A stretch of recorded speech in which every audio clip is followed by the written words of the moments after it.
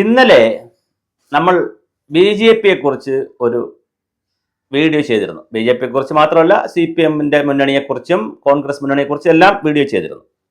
ഈ വീഡിയോകൾ കണ്ടിട്ട് സംസ്ഥാനത്തിന്റെ വിവിധ ഭാഗങ്ങളിൽ നിന്ന് BJP-യുടെ നിരവധി പ്രവർത്തകരും RSS സംഘപരിവാർ പ്രവർത്തകരും ചില നേതാക്കളും, വലിയ നേതാക്കളല്ല ചെറിയ നേതാക്കൾ എന്നെ വിളിച്ചിരുന്നു. വിളിക്കുക മാത്രമല്ല, ചിലർ എനിക്ക് മെസ്സേജ് അയച്ചിരുന്നു. പേര് പറയാത്ത ചില ആളുകൾ മെസ്സേജ് അയച്ചിരുന്നു. അവർ പറഞ്ഞിരിക്കുന്ന ചില കാര്യങ്ങൾ കൂടി ചർച്ച ചെയ്യപ്പെടേണ്ടത്. അപ്പം ഞാൻ പറയുന്നത്, നമ്മളെ സംബന്ധിച്ചിടത്തോളം, സുഭാഷിതം ചാനലിനെ സംബന്ധിച്ചിടത്തോളം ഒരു രാഷ്ട്രീയ പാർട്ടികളോടും പ്രത്യേക മമതയുമില്ല, ഒരു രാഷ്ട്രീയ പാർട്ടികളോട് പ്രത്യേക എതിർപ്പുമില്ല. പക്ഷേ രാഷ്ട്രീയ വിശകലനങ്ങൾ നടത്തിപ്പോകുന്നു എന്നുള്ളത് മാത്രമേ ഉള്ളൂ.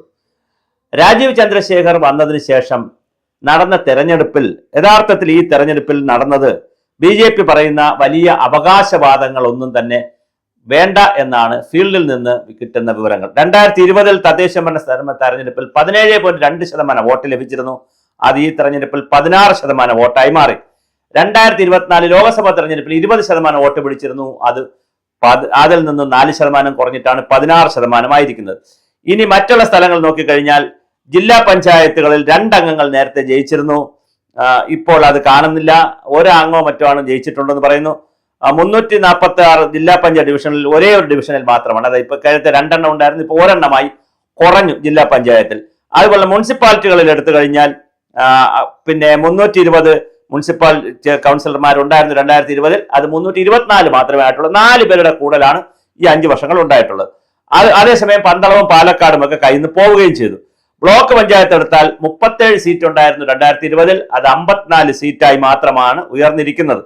അതുപോലെ തന്നെ ഗ്രാമപഞ്ചായത്തുകൾ എടുത്താൽ 1187 വാർഡ് ഉണ്ടായിരുന്നത് 1447 വാർഡുകളായി സീറ്റുകളായി കൂടിയിട്ടുണ്ട്.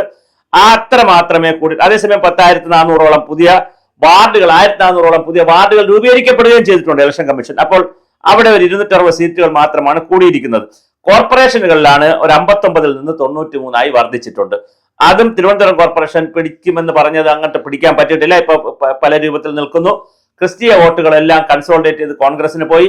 മുസ്ലിം വോട്ടുകൾ ഒന്നടങ്കം കൺസോളിഡേറ്റ് ചെയ്ത് കോൺഗ്രസിന് പോയി. CPM-ന്റെ പരമ്പരാഗത വോട്ടുകളിൽ വലിയ കുറവ് വന്നിട്ടില്ല. മാത്രമല്ല, കഴിഞ്ഞ പ്രാവശ്യം തെരഞ്ഞെടുപ്പിന് ജയിച്ച 66 ലക്ഷത്തിൽ നിന്ന് പാർലമെന്റ് തെരഞ്ഞെടുപ്പിലെ 66 ലക്ഷം വോട്ടിൽ നിന്ന് 80 ലക്ഷം വോട്ടിലേക്ക് അവർ വർദ്ധിക്കുകയും ചെയ്തിട്ടുണ്ട്. അപ്പോൾ ഈ ഒരു പശ്ചാത്തലത്തിലാണ് നമ്മൾ വളരെ കൃത്യമായിട്ടുള്ള ചില കാര്യങ്ങൾ ചർച്ച ചെയ്യപ്പെടേണ്ടത്.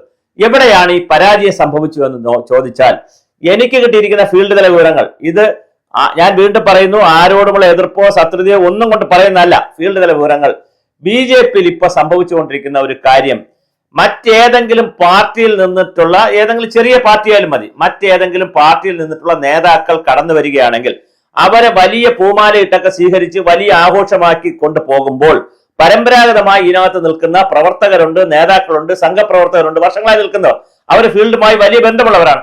അവരെ കേൾക്കാൻ ഇന്ന് BJP-യിൽ ആളില്ല എന്നുള്ളത് വളരെ ഗൗരവതരമായ ഒരു വിഷയമാണ്. രാജീവ് ചന്ദ്രശേഖരനെ സംബന്ധിച്ചിടത്തോളം അദ്ദേഹം നമ്മുടെ PJ കുര്യൻ എന്ന് പറയുന്ന, പിന്നെ ഡെപ്യൂട്ടി സ്പീക്കർ നമ്മുടെ MP ഒക്കെ ആയിരുന്ന കോൺഗ്രസിന്റെ വലിയ നേതാവായിട്ടുള്ള പ്രൊഫസർ PJ കുര്യൻ അവർ രാഹുൽ മാങ്കൂട്ടത്തിനെ കുറിച്ച് പറഞ്ഞതുപോലെ റിയൽ അല്ല വേണ്ടത്, റിയൽ ആണ് വേണ്ടതെന്ന് പറയും പോലെ രാജീവ് ചന്ദ്രശേഖർ ഇപ്പൊ പെട്ടിരിക്കുന്ന ഒരു ട്രാപ്പെന്നോ അല്ലെങ്കിൽ ഒരു സുഖം, ഏതോ ഒരു സുഖമുണ്ട് അതിനകത്ത്. അദ്ദേഹം ഒരു റിയലിലേക്ക് ഇപ്പൊ പെട്ടിരിക്കുകയാണെന്നാണ് കാര്യം. സോഷ്യൽ മീഡിയ വളരെ ശക്തമാണ്. സോഷ്യൽ ഗ്രൂപ്പ്, അവരുടെ കൂടെയുള്ള BJP-യുടെ സോഷ്യൽ മീഡിയ വളരെ ശക്തമാണ്.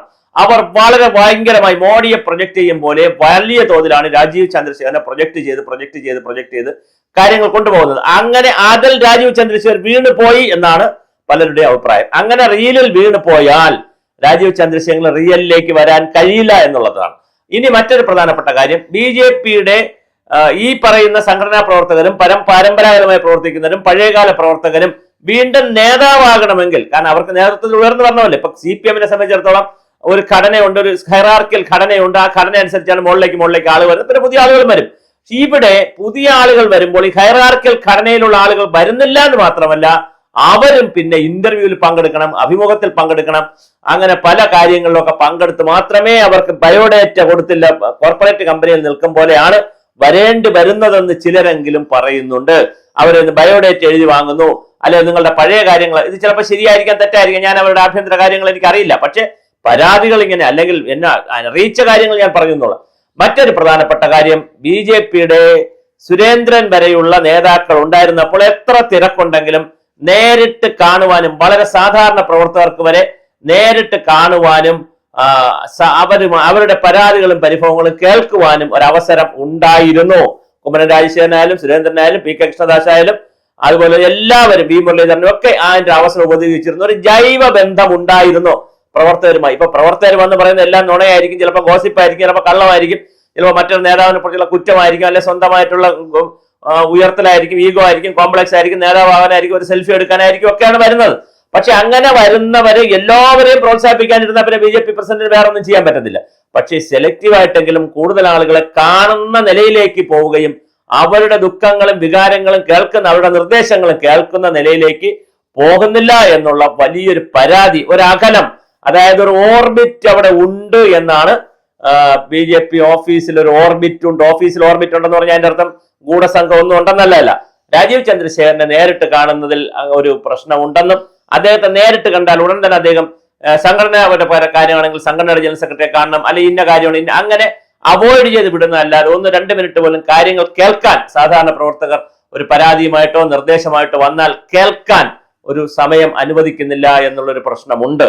അവരുടെ ഓഫീസ് പ്രവർത്തിക്കുന്നത് പലപ്പോഴും ഒരു കോർപ്പറേറ്റ് ഓഫീസ് പ്രവർത്തിക്കും പോലെയാണ് എന്നും പറയുന്ന ഞാൻ ഇത് പറയുമ്പോൾ പിന്നെ നമ്മളെല്ലാം ഒരുപാട് നേതാക്കളുടെ ഇന്റർവ്യൂ എടുക്കുന്നതിന്റെ ഭാഗമായി BJP നേതാക്കളുടെ ഇന്റർവ്യൂ എടുത്തിട്ടുണ്ട്. പക്ഷെ എനിക്ക് അങ്ങനെ ഒന്നും ഫീൽ ചെയ്തിട്ടില്ല. കാരണം നമ്മൾ ഇന്റർവ്യൂവിന് പോയതുകൊണ്ടായിരിക്കും നമുക്ക് അങ്ങനെ ഫീൽ ചെയ്തിട്ടില്ല. പക്ഷെ പല ആളുകൾക്കും ഇങ്ങനെ പറയുന്നുണ്ട്. അതുകൊണ്ട് തന്നെ ഒരു വേറൊരു തലത്തിലുള്ള ഒരു എന്താണ് സംഘടനാ ബലം, താഴെത്തട്ടിലുള്ള സംഘടന ഉണ്ടാക്കിയെടുക്കുന്നതിൽ രാജീവ് ചന്ദ്രശേഖരന് കഴിയുന്നില്ല എന്നുള്ളതും, അതുകൊണ്ട് തന്നെ താഴെ തലങ്ങളിൽ പല പഞ്ചായത്തുകളുടെ പേരുകൾ പോലും എന്നെ പറഞ്ഞത്, ഞാൻ പിന്നെ അങ്ങനെ പഞ്ചായത്തിന്റെ പേര് പറഞ്ഞാൽ അല്ലെങ്കിൽ ഒരു ബ്ലോക്കിന്റെ പേര് പറഞ്ഞാൽ അവിടെയുള്ള ഏതെങ്കിലും പ്രവർത്തകരാണോ തന്നതെന്ന് തോന്നിയിട്ട് പ്രശ്നം വരുന്നതോടെ ഞാൻ പറയുന്നില്ല. ആ പല പഞ്ചായത്തുകളിലും മറ്റു പാർട്ടിയിൽ നിന്ന് ഇന്നലെ രാവിലെ കയറി വന്നവരുടെ ബയോഡേറ്റ പോലും നോക്കാതെ സ്ഥാനാർത്ഥികളാക്കിയപ്പോൾ പരമ്പരാഗതമായി നിന്ന പ്രവർത്തകൻ നിന്ന സ്ഥലങ്ങളിൽ അവർക്ക് സ്ഥാനാർത്ഥിത്വം കിട്ടുന്നില്ല, അവർ സംഘടനാ പ്രവർത്തനത്തിൽ ഇറങ്ങുന്നില്ല, അവരെ ആരും വിളിക്കുന്നില്ല. അങ്ങനെ ഒരു വലിയ കോർഡിനേഷന്റെ വിഷയം താഴെത്തലങ്ങളിൽ ഉണ്ട് എന്നുള്ളത് രാജീവ് ചന്ദ്രശേഖർ മനസ്സിലാക്കണം. റിയൽ കേരളത്തിന്റെ സംഘടനാ സിസ്റ്റം എന്ന് പറയുന്നത് വളരെ വ്യത്യസ്തമാണ്. വടക്കേ ഇന്ത്യ പോലുള്ള ഒരു സംഘടനാ സിസ്റ്റമേ അല്ല കേരളത്തിലുള്ളത്. അതുകൊണ്ട് തന്നെ അത്തരത്തിലുള്ള സംഘടനയെ കൂടി ബലപ്പിടിക്കുന്നതിനുള്ള കാര്യങ്ങളിൽ എങ്ങനെയാണ് രാജീവ് ചന്ദ്രശേഖർ വരുന്നു എന്നുള്ളത് വളരെ പ്രധാനമാണ്. അല്ല കേരള രാഷ്ട്രീയം, റിയൽ ആണ് എന്നുള്ള വലിയ ഒരു മെസ്സേജ് കൃത്യമായി രാജീവ് ചന്ദ്രശേഖർ മനസ്സിലാക്കിയിരിക്കണം. അത് BJPയുടെ പ്രസിഡന്റ് എന്നുള്ള നിലയിൽ, അല്ലെങ്കിൽ അങ്ങും ഇങ്ങനെ ഈ പറഞ്ഞ പോലെ ഒരു സോഷ്യൽ മീഡിയയുടെയും അല്ലെങ്കിൽ ഒരു PR വർക്കിന്റെയും ഒരു മാർക്കറ്റിംഗ് സ്ട്രാറ്റജിയുടെ ഒക്കെ ഭാഗമായി അങ്ങേക്ക് ഒരുപാട് കാര്യങ്ങളൊക്കെ കിട്ടും, അങ്ങേക്ക് പേര് കിട്ടും, പ്രശസ്തി കിട്ടും, ഗുഡ് ബുക്കിലൊക്കെ കയറാൻ പറ്റുന്ന നേതാക്കളുടെയൊക്കെ, മോഡിയുടെയും അമിത്ഷായുടെയും. പക്ഷേ സംഘടന ഇവിടെ കാണില്ല എന്നല്ലെങ്കിൽ സംഘടന വളരെ പരിതാപകരത്തിലേക്ക് പോകും എന്നുള്ള വളരെ ഗുരുതരമായ ഒരു കാര്യം ഞാൻ ഓപ്പൺ പ്ലാറ്റ്ഫോറത്തിലൂടെ തന്നെ നിങ്ങളെയും BJP നേതാക്കളെയും അറിയിക്കുകയാണ്.